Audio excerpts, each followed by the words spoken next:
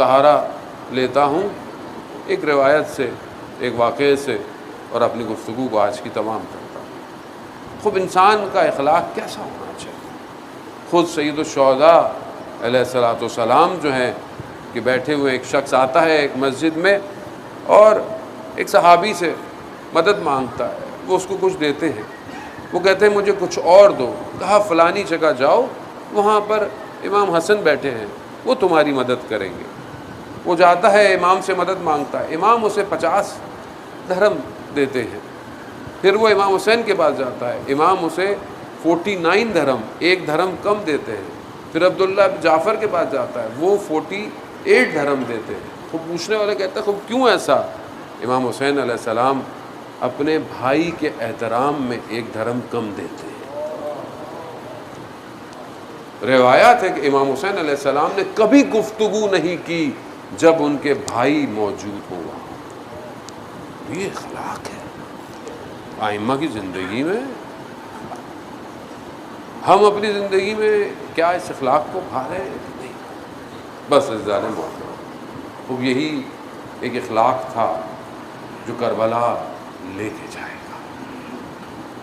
جیسے ہی یہ کارواں رستے سے مختلف لوگوں کو جمع کرتا ہوا جا رہا، جن کے اخلاق اچھے تھے باطن، وہ امام کے ساتھ چل پڑے اور چلتے چلتے کربلا میں سوا۔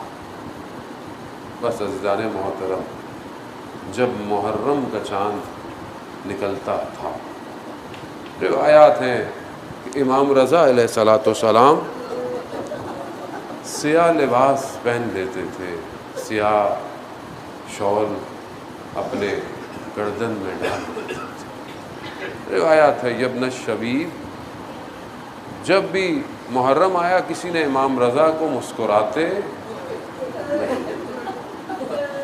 امام فرماتے ہیں یہ گریا، یہ آنسو تمہیں طہارت دیتا ہے۔ عزیزان، آئیے اس محرم میں اپنے وجود کو پاک کریں۔ اس حسین کے لیے جس کی ماں نے اسے بڑی سختیوں میں پالا۔ سلمان فارسی گزر رہے، محرم شروع ہو گیا، بہرحال آپ مصائب سن رہے ہیں، کل شب پہلی ہوگی اور مرتب آپ 1 جگہ 2 جگہ 3 جگہ جتنا ہو سکے بہرحال عزا میں شرکت کریں، مجالس میں شرکت کریں۔ میں تو بہرحال تبرکاً چند جملے، حضرت سلمان فارسی کہتے ہیں کہ میں گزر رہا تھا، بی بی کے گھر سے میں نے کیا دیکھا، ایک بازو میں حسین ہے اور ایک ہاتھ سے چکیاں پیس رہی ہیں۔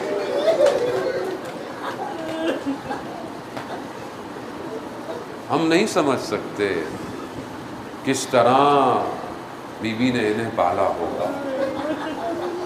ہم اگر عزیزان محترم، اس وقت تو حضرت سلمان فارسی آئے، انہوں نے مدد کی، انہوں نے کہا کہ میں ایک کام کر لیتا، مگر روز عاشورہ وہی حسین ابن علی،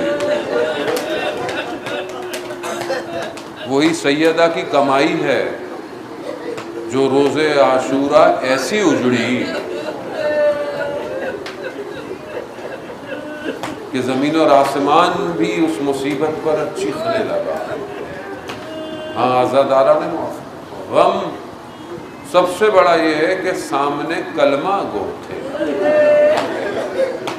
تکبیریں پڑھتے ہوئے امام حسین پر ٹوٹے،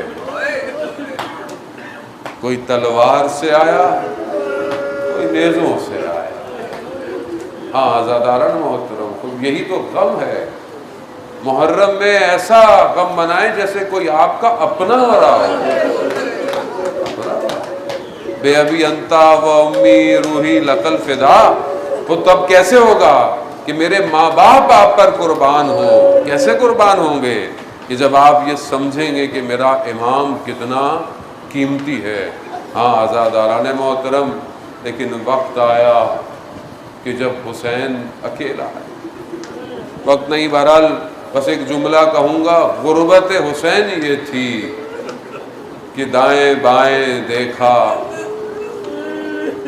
اور اپنے اصحاب کو یاد کیا۔ جملہ کل عرض کروں گا، وہی بس آپ سے کہوں گا۔ بس امام نے جب آخری وقت میں دائیں دیکھا نا، کوئی نہیں ہے، بکھرے ہوئے ہیں سب۔ وہ جو خزانے لائے تھے، بہرحال مصائب آگے کے ہیں، لیکن آپ تھوڑا آمادہ ہوں کہ خزانے کیسے تھے۔ امام نے سب سے پہلے یاد کیا، آئینہ آئینہ مسلم ابن عقیل، مسلم کہاں ہو؟